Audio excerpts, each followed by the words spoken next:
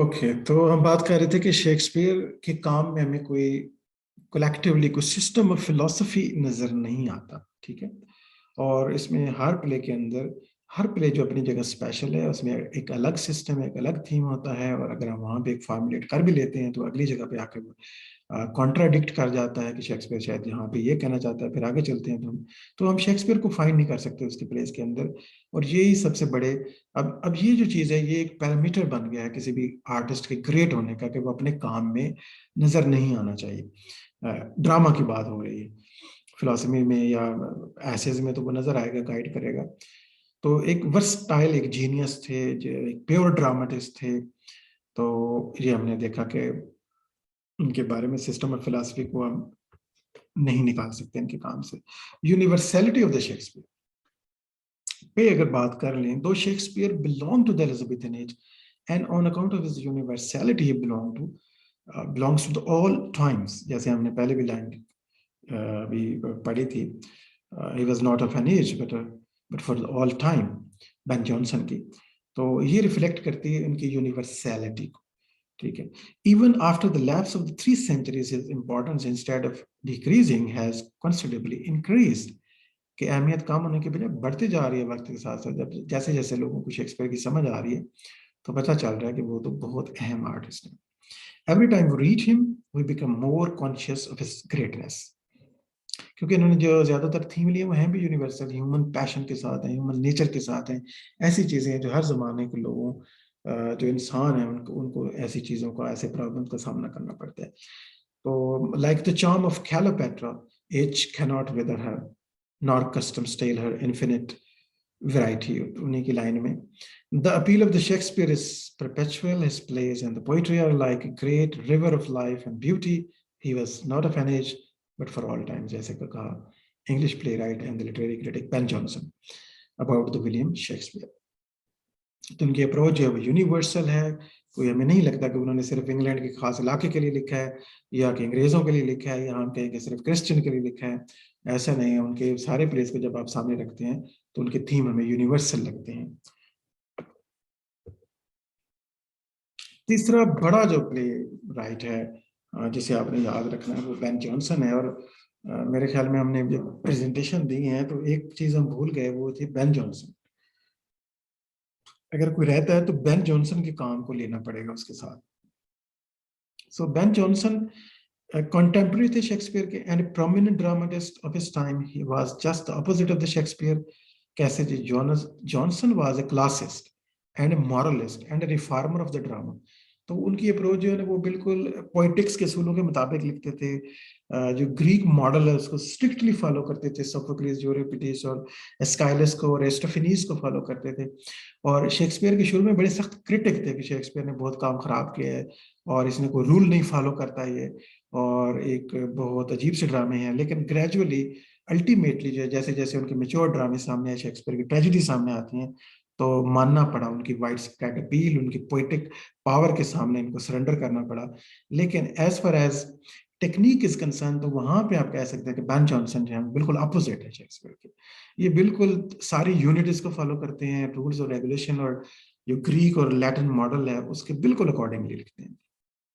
और ज्यादातर आप कह रहे हैं कि ये कॉमेडी राइटर थे।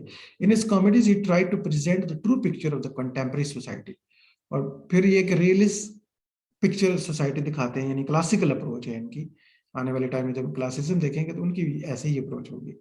He also made an attempt to have the unities of the time, place and action in his place. तो unlike Shakespeare who remained hidden behind his work, जैसे आपने देखा तो अपोजिट है उनके, वो काम में कहीं नजर नहीं आते, बिल्कुल पीछे चले जाते हैं और काम रह जाता है। Johnson impressed upon the audience the excellence of his works and the object of his place. तो वो क्लियरली एक ऑब्जेक्ट को लेके चलते हैं और अपने काम में नजर आते हैं, गाइड करते नजर आते हैं कंटेम्प्रेरी सोसाइटी के सामने एक मिरर की तरह है। और मॉडल जो है वो लैटिन और ग्रीक को फॉलो करते हैं, स्ट्रिक्टली फॉलो करते हैं। Also made his place realistic rather than romantic. तो शेक्सपियर वाज रोमांटिक, कि वो रूल्स को ब्रेक करता है, वो रूल ब्रेकर है, वो आउटसाइड द बॉक्स जाता है और बिल्कुल जो है वो एक लीगल लिबर्टी लाइनों को वो फॉलो नहीं करता। And introduce the humours. इनकी एक और खास बात है, अगर ये रियलिस्ट हैं, क्लासिस्ट हैं, फॉलोवर ऑफ द यूनिटीज हैं, क्लासिकल रूल्स को ओबे करते हैं, और कॉमेडीज लिखते हैं। और एक और इनकी खास बात है वो ह्यूमर्स है, which means some peculiar traits in the character. ठीक है, ह्यूमर का एक जो तस्वर पाया जाता है मीडिएवल टाइम और ग्रीक टाइम पे मिलता था कि वो जिस तरह कहा जाता है ना कि हर इंसान जो है ना उसके अंदर 3-4 किस्म के केमिकल्स होते हैं, तो हर केमिकल जो उसमें ज्यादा होता है वो उसके मुताबिक जो है वो बिहेव करता है। ठीक है, जैसे वो हमारे हुक्मा का जो है ना वो गर्म सर्द तरे और खुश्की, वो 4 किस्म के जो टेम्परामेंट होते हैं, तो उसके ऊपर हर ह्यूमर के ऊपर ये करेक्टराइज करते थे, करेक्टर को बिल्ड करते थे, विच obsess an individual and govern all his faculties। तो ह्यूमर्स का इन्होंने एक कॉन्सेप्ट जो है वो साथ चलाया है, जो याद रखा जा सकता है। इनके ड्रामा में वो नाम भी आ जाएगा। Basically, he is the writer of comedies. So Johnson was mainly a writer of comedies, and these, the four of which attained outstanding success are Walpole, ठीक है, Walpole, The Silent Woman, The Alchemist, and Bartholomew Fair। तो ये इनकी जो 4 comedies हैं, Volpone, the Silent Woman, the Alchemist and the Bartholomew Fair. Two other important comedies of his which illustrate his theory of humour जहां पे हमें नजर आती है वो है every man in his humour and every man out of humour. तो इसमें जो मैं चाह रहा हूँ कि अगर कोई प्रेजेंट कर सके और कोई एडिशनल काम लेना चाहता है, या जिसने अभी कोई काम नहीं लिया तो उनको अगर साइन कर दिया जाए, तो every man in his humour and every man out of humour और द अल्केमिस्ट को देख लिया जाए, अगर इन 3 काम को देख लिया जाए। So the alchemist which is the most perfect of the structure. Alchemist का जो है ना, इनका जो काम है यहाँ पे याद रखना, अल्केमिस्ट एक नॉवल भी है, आपने उससे इसे मिक्स नहीं कर देना। अल्केमिस्ट नॉवल किसने लिखा है पता? यस सर, पाउलो कोएल्हो है। हाँ जी, पालो कोइलो ने लिखा है, ब्राजीलियन ऑथर है वो, ये बोल्ड नहीं हो रहा सर वो ट्रांसलेशन हुआ इंग्लिश में, पहले उसने अपनी हाँ नेटिव लैंग्वेज में लिखी। बिल्कुल ठीक है।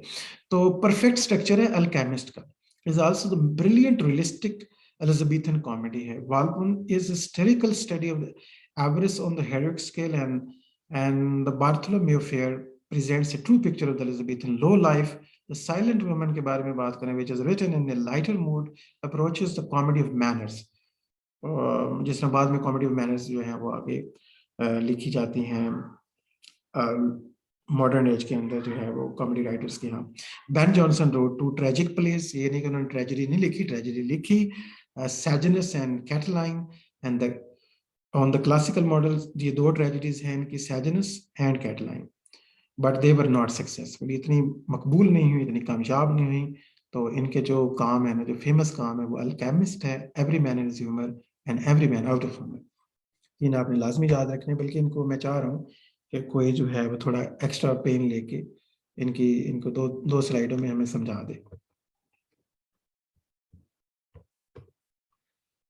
जॉनसन का कंट्रीब्यूशन क्या, आखिरी बात, जैसे मार्लो का कंट्रीब्यूशन देखा हमने, शेक्सपियर का कंट्रीब्यूशन देखा, जॉनसन का देखेंगे, क्योंकि 3 ये बड़े स्टार हैं, बड़े प्ले राइट हैं एलिजाबेथन एज के।